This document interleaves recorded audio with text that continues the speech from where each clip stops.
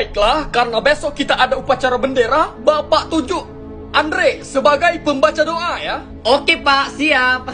Tono sebagai pembaca Pancasila dan undang-undang ya. Yes, baik Pak. Baik, Salihatun sebagai MC ya. Baik Pak. Yang terakhir, Joni sebagai pemimpin upacara ya. Waduh, saya nggak bisa Pak. Loh, kenapa? Saya nggak bisa Pak, nggak bisa.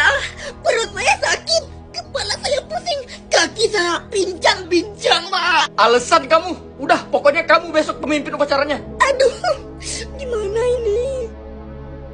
Selanjutnya, pemimpin upacara menyiapkan lapangan upacara. Siap.